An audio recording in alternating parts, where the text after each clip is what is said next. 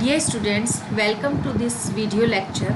आज हम BSc part first के पेपर थर्ड के अंतर्गत आने वाले टॉपिक साइलोटम के स्ट्रक्चर और उसकी लाइफ साइकिल के बारे में स्टडी करेंगे। सबसे पहले हम इसके सिस्टमिक पोजीशन को जान लें। यह टेरिडोफाइटा है जो कि डिवीजन साइलोफाइटा, क्लास साइलोटॉप्सिडा, ऑर्डर साइलोटेल्स, फैमिली साइलोटेसी और जीनस साइलोटम के अंतर्गत आता है। साइलोटेल्स एक एक्सटिंक्ट ऑर्डर है साइलोफाइटेल्स, उससे मिलता जुलता है। और साइलोटेल्स में दो जीनस पाए जाते हैं, एक तो साइलोटम और दूसरा मेसिप्टेरिस। तो हम यहाँ पर साइलोटम के बारे में स्टडी करेंगे और दोनों ही जीनस जो है वो साइलोटेसी फैमिली के अंतर्गत आते हैं।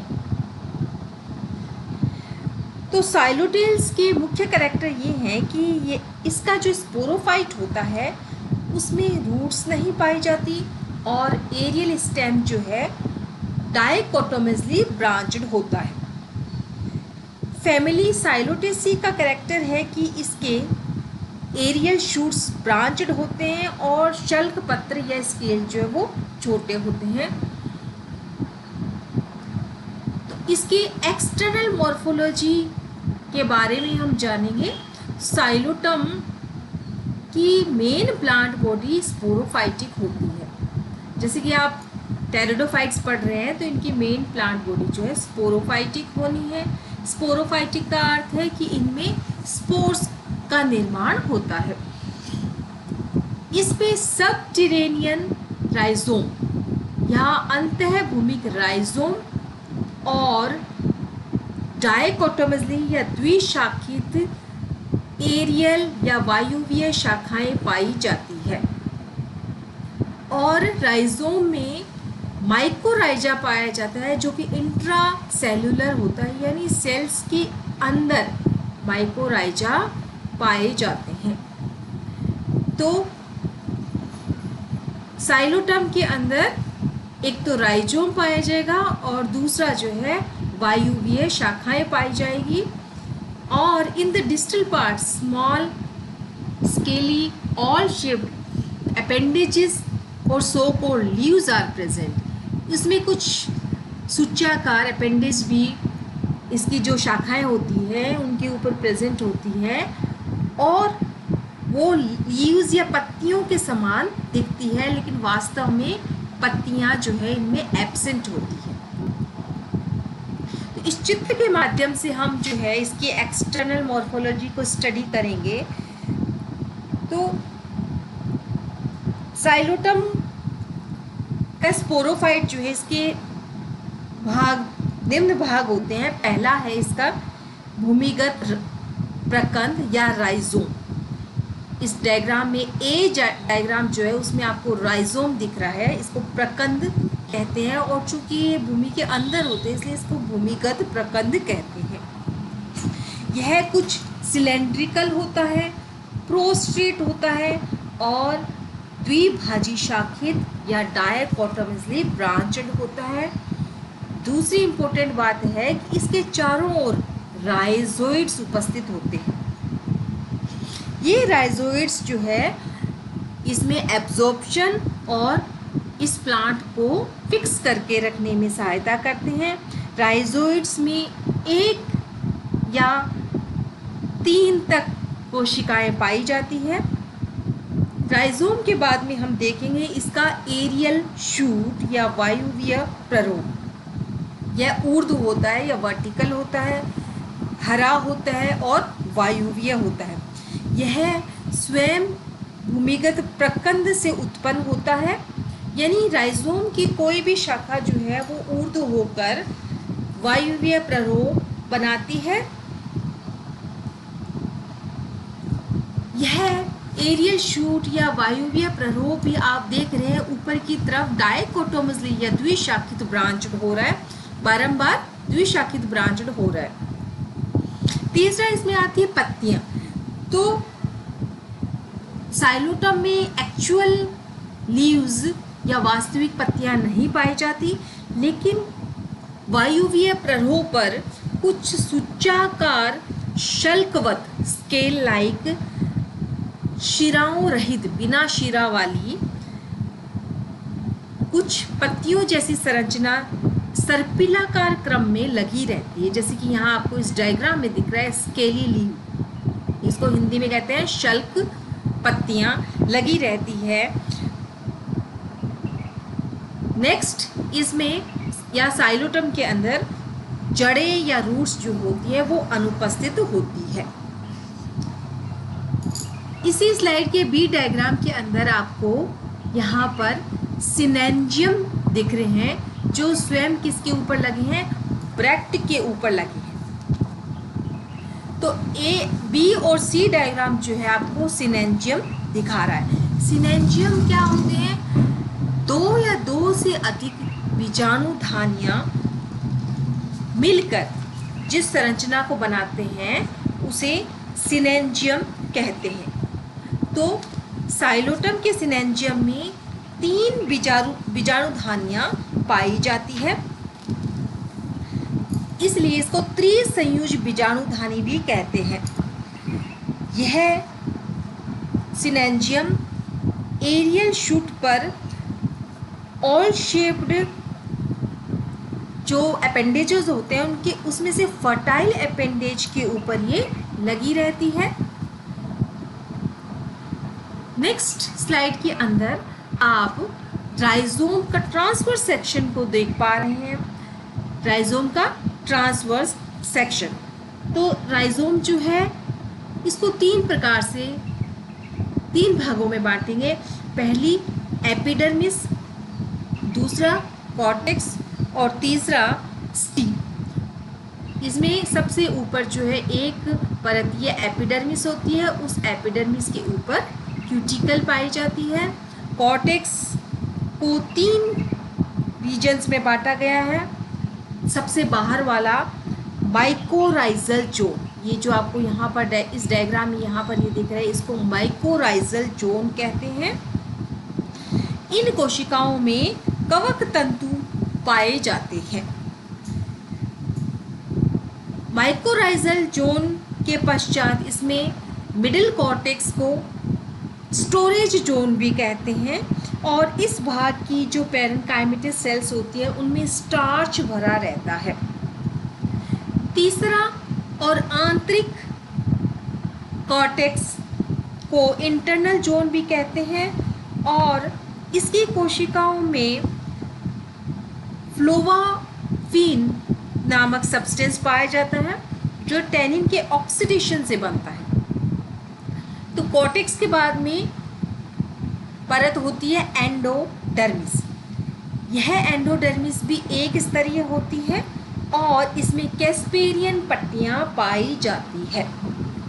एंडोडर्मिस के पश्चात स्टील होता है, और प्रत्येक स्टील जो है वो पेरीसाइकल के द्वारा घिरा रहता है। स्टील यानी स्टील की जो आउटर लेयर है उसको पेरीसाइकल कहते हैं, जैसे कि इस डायग्राम में भी आपको दिख रहा है। साइलोटम में स्टील प्रोटोस्टील प्रकार का होता है, जिसमें केंद्रीय जाइलम, जो बीच में आपको जाइलम दिख रहा है ये वाला केंद्रीय जाइलम जो है फ्लोएम से घिरा रहता है। इस प्रकार के स्टील को जिसमें केंद्रीय जाइलम फ्लोएम से घिरा रहता है उसे प्रोटोस्टील कहते हैं, और यहाँ पर जाइलम एक्सार्क प्रकार का होता है। जाइलम एक्सार्क प्रकार का इसलिए होता है क्योंकि जाइलम में प्रोटोजाइलम जो है बाहर की तरफ पाया जाता है। नेक्स्ट स्लाइड में आप transverse section of aerial shoot and leaf को देख पा रहे हैं। तो एरियल शूट को भी 3 भागों में बांटा गया है। पहला एपिडर्मिस, दूसरा कॉर्टेक्स और तीसरा स्टील। तो सबसे पहले जो एपिडर्मिस होती है वह एक स्तरीय होती है, और इसमें यहाँ पर आपको दिख रहे हैं धसे हुए रंध्र पाए जाते हैं, लेकिन इनमें सह कोशिकाएं नहीं पाई जाती। सह कोशिकाएं जो अनुपस्थित होती है। कॉर्टेक्स को 3 भागों में बांटा गया है। सबसे बाहर वाला बाह्य कॉर्टेक्स, मध्य कॉर्टेक्स और इनर कॉर्टेक्स। बाहर वाला जो कॉर्टेक्स होता है उसमें 3-4 स्तरीय होता है और इसकी कोशिकाओं में क्लोरोफिल और स्टार्च पाया जाता है। और चूंकि इन कोशिकाओं में क्लोरोफिल पाया जाता है, यहाँ पर ये जो सेल्स है इसको आउटर कॉर्टेक्स कहते हैं, और इन कोशिकाओं में क्लोरोफिल पाया जाता है, इसलिए इसको एसिमिलेटरी या स्वांगीकरण क्षेत्र कहते हैं। मध्य कॉर्टेक्स ये वाला, जैसे इस डायग्राम में देखिए यहाँ मध्य कॉर्टेक्स आपको दिख रहा है, यह भी 4-5 स्तरीय होता है, लेकिन यह स्क्लेरेनकाइमेटस सेल से बना हुआ होता है, इसलिए इसको मैकेनिकल जोन भी कहते हैं। Next comes to inner cortex. Inner cortex जो है यह पैरेन्काइमेटस सेल्स बना होता है और इसमें अंतरकोशिकीय स्थान अनुपस्थित होते हैं। कॉर्टेक्स का जो सबसे इनर लेयर होती है उसको हमेशा एंडोडर्मिस कहते हैं। क्या कहते हैं? एंडोडर्मिस कहते हैं। और इसकी सेल्स जो है, जैसे आप इस डायग्राम में देख रहे हैं एंडोडर्मिस, इसकी सेल्स जो होती हैं ये ढोलकाकार या बैरल शेप्ड होती है और इनमें कैस्पेरियन पट्टियाँ पाई जाती हैं। कैस्पेरियन पट्टियाँ जो हमेशा एंडोडर्मिस की रेडियल वॉल्स पर पाई जाती हैं। नेक्स्ट होता है स्टील, यानी एपिडर्मिस कॉर्टेक्स के बाद में होता है स्टील, और स्टील जो है वो पेरिसाइकल के द्वारा ढका हुआ रहता है, लेकिन इसमें स्पष्ट रूप से पेरिसाइकल जो है नहीं पाई जाती। स्टील वही बीच में जो है इसमें जाइलम पाया जाएगा, और इसमें जो जाइलम होता है वो है बाह्य आदिदारुक या एक्सार्क होता है। विकसित एरियल शूट जो होती है उसमें रंभ या स्टील जो है वो तिकोना हो जाता है और 2 भागों में विभाजित हो जाता है। इस तरह से जाइलम के 2 समूह बन जाते हैं। जाइलम के 2 समूह बन जाते हैं और जाइलम में वाहिनिकाएं या ट्रैकिड्स पाई जाती है और वेसल्स अनुपस्थित होते हैं। प्रोटोजाइलम जो होता है उसमें सर्पिलाकार वाहिनिकाएं पाई जाती है और फ्लोएम में सीव ट्यूब और पैरेन्काइमेटल सेल्स पाई जाती है। नेक्स्ट आप इसमें देखिए लीफ, यह जो है लीफ के ट्रांसवर्स सेक्शन को आप दिखा पा रहे हैं। इसमें पत्तियां जो है स्केली होती है, यानी शल्कवत पत्तियां होती है जिसकी स्ट्रक्चर एकदम सिंपल होती है। बाह्य त्वचा या एपिडर्मिस क्यूटिकल युक्त कोशिकाओं से बनी होती है, यानी एपिडर्मिस के बाहर क्यूटिकल पाया जाता है और इनमें किसी प्रकार के, आप देख पा रहे हैं एपिडर्मिस में किसी प्रकार के रंध्र नहीं पाए जाते। और इस एपिडर्मिस के नीचे आप देख रहे हैं पैरेन्काइमेटस सेल्स पाई जाती है और इनमें कहीं पर भी एयर स्पेस या वायु स्थान नहीं पाए जाते। दूसरी इम्पोर्टेंट बात आपको याद रखनी है कि ये जो पत्तियां हैं यह प्रकाश संश्लेषण में भाग नहीं लेती। क्यों नहीं लेती? क्योंकि इनमें किसी प्रकार के रंध्र और वेस्कुलर बंडल नहीं पाए जाते। इस डायग्राम में आप सिनेंजियम और स्पोर्स की संरचना को देख पा रहे हैं। तो जैसे कि हमने पहले भी बात की थी कि साइलोटम में बीजाणु या स्पोर्स सिनेंजियम स्पोरेंजियम में बनते हैं, यानी इनका स्पोरेंजियम जो वो त्रिसंयुज या सिनेंजियम होता है।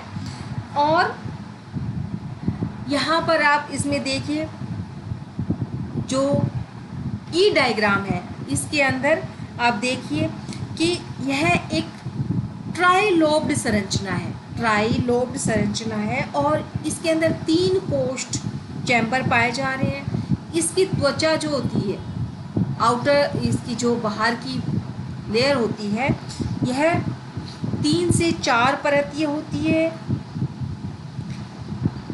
प्रत्येक इसका जो कोष्ठ है इसमें स्पोरोजिनस सेल्स पाई जाती हैं और ये स्पोरोजिनस सेल्स बाद में स्पोर मदर सेल में मॉडिफाई हो जाती हैं। इन स्पोर मदर सेल्स में मियोसिस या अर्धसूत्री विभाजन होता है और उस डिवीजन से इसमें टेट्राहेड्रल स्पोर्स बनते हैं। टेट्राहेड्रल स्पोर्स बनते हैं। प्रत्येक जो बीजाणुधानी होती है या स्पोरेंजियम जो होती है उसमें एक उदग्र रेखा जो इसके सिरे से लेकर आधार तक चलती है, ये पतली कोशिकाओं से बनी हुई होती है और यहीं से इसके अंदर स्फुटन होता है और बीजाणु बाहर आते हैं।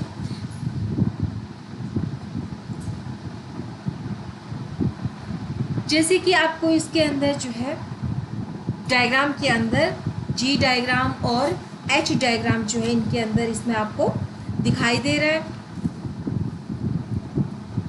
नेक्स्ट हम लेते हैं डेवलपमेंट ऑफ प्रोथोलिस।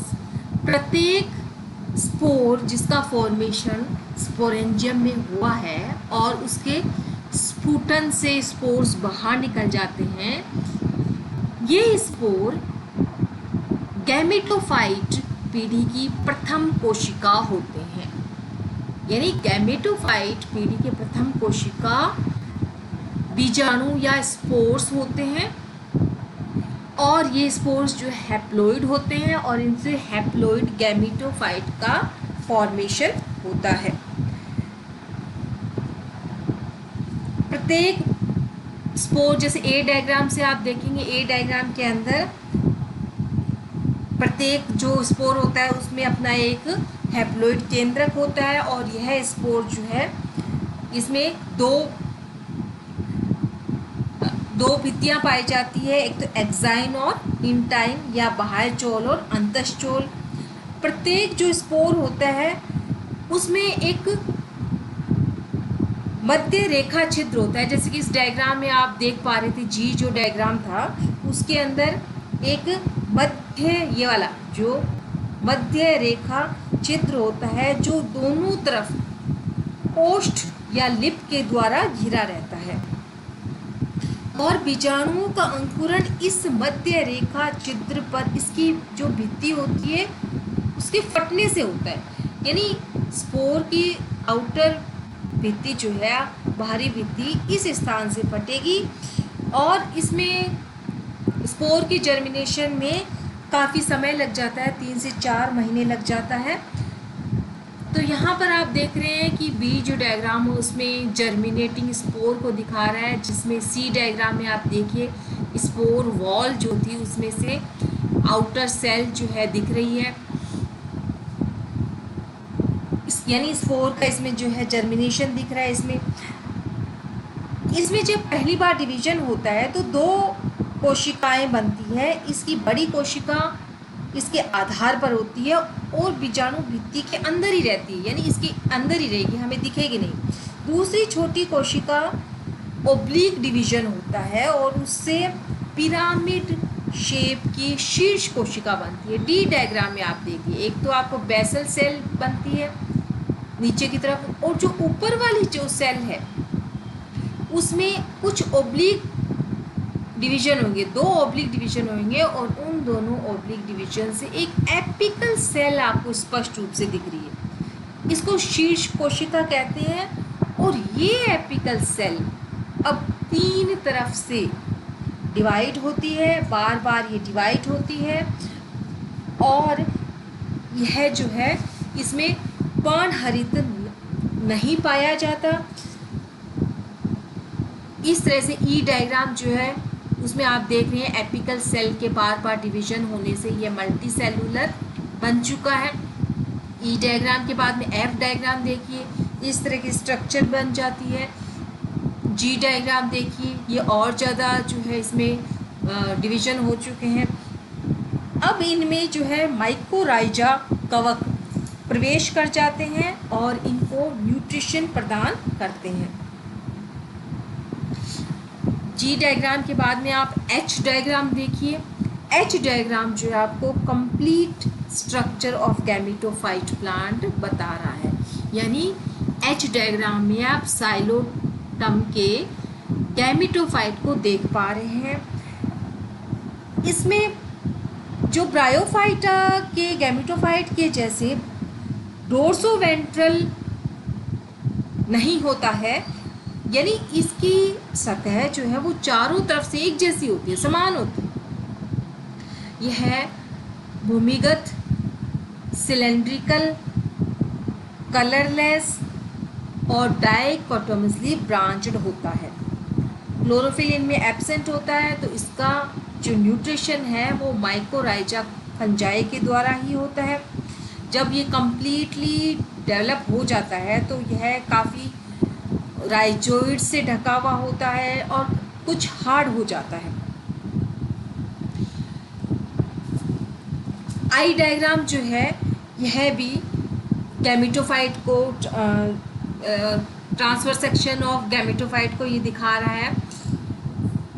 कंप्लीट जब इसका डेवलपमेंट हो जाता है तब आप इसमें देख रहे हैं, इसमें एंथेरेडियम और आर्किगोनियम पाए जा रहे हैं। चूँकि ये गैमेटोफाइट्स हैं इसलिए इस गैमेटोफाइट के ऊपर मेल और फीमेल रिप्रोडक्टिव सेक्स ऑर्गन का फॉर्मेशन होता है।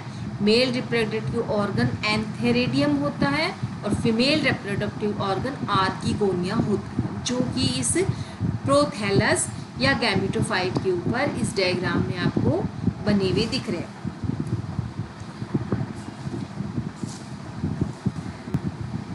एंथेरेडियम एंड एंथरजोइड्स।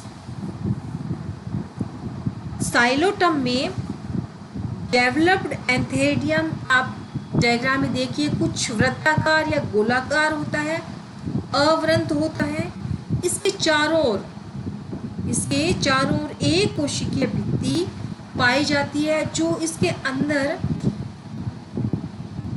एंथ्रीडियल सेल्स को शो कर रही है, या जिनको एंड्रोसाइट्स कहते हैं। एंड्रोसाइट्स या पूर्व पूमणु कोशिकाएं इसके अंदर आपको चित्र के अंदर दिख रही है। ये एंड्रोसाइट्स या पूर्व पूमणु कोशिकाएं बाद में एंथरजोइड्स के रूप में मॉडिफाई हो जाती है। साइलोटम में एंथरजोइड्स बहुकशाभिक और इस तरह से कोइल्ड होते हैं। आपको डायग्राम में दिख रहे हैं, एक तो ये बहुकशाभिक होते हैं और कुछ कोइल्ड होते हैं। नेक्स्ट डायग्राम में आपको आर्किगोनिया का स्ट्रक्चर दिख रहा है। आर्किगोनिया में दो भाग होते हैं, एक तो ऊपर की तरफ निकला हुआ ग्रीवा और नीचे अंडदा। ग्रीवा को नेक कहते हैं और अंडदा को वेंटर कहते हैं। ब्रायोफाइट की तुलना में यह आकार में छोटी और मोटी होती है। इसमें ग्रीवानाल कोशिकाएं भी कम पाई जाती है। या तो एक ग्रीवानाल कोशिका होगी या एक ग्रीवानाल कोशिका में दो केंद्रक या अधिकतम दो ग्रीवानाल कोशिकाएं पाई जाती है। ग्रीवानाल कोशिकाओं को नेक कैनाल सेल कहते हैं। वेंटर में आप देख रहे हैं दो प्रकार की सेल्स पाई जाती है, एक तो वेंटर कैनाल सेल और दूसरी एग सेल। एग सेल जो है फीमेल गैमेट के रूप में कार्य करता है।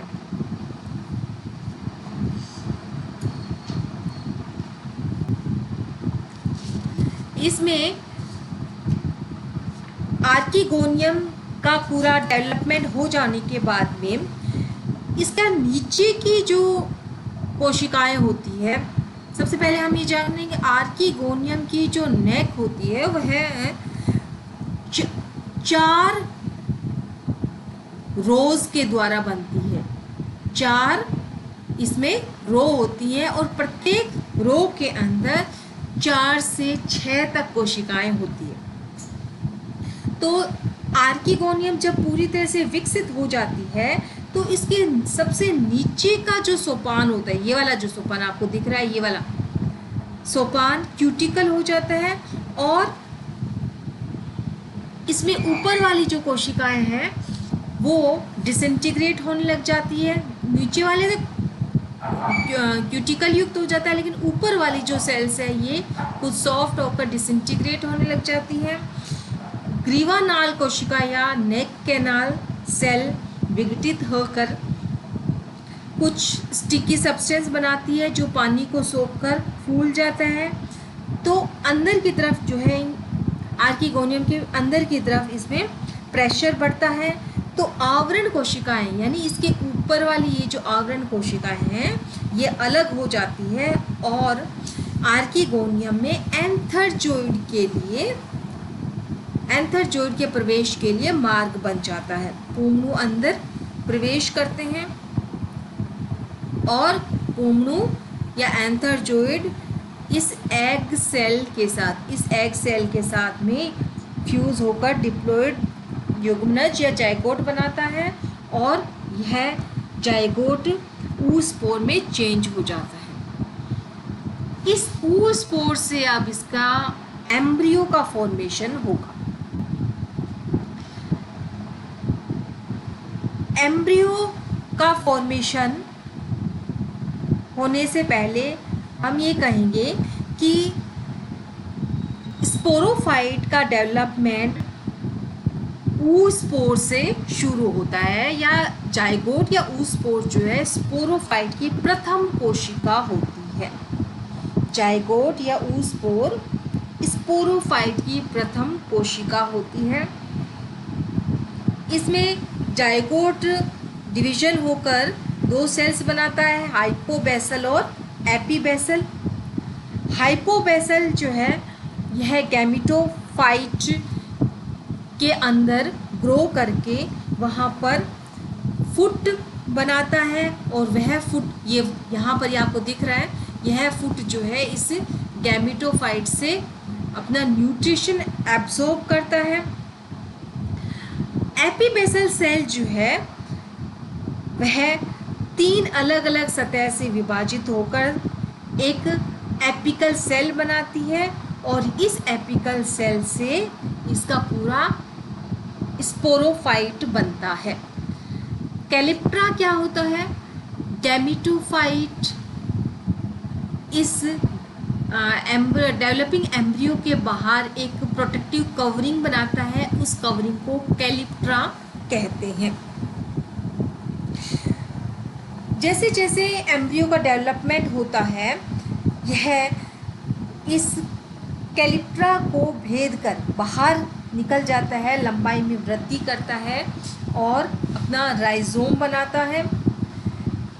यह राइजोम बाद में माइकोराइजा के द्वारा इन्फेक्ट हो जाता है और लगातार डिवीजन होने के बाद में कंप्लीट प्लांट या स्पोरोफाइट का फॉर्मेशन होता है और डायकोटोमिजली ब्रांच होकर उसमें ऊर्ध्व शाखाएं बनती हैं और शल्क जैसी पत्तियों का भी फॉर्मेशन होता है।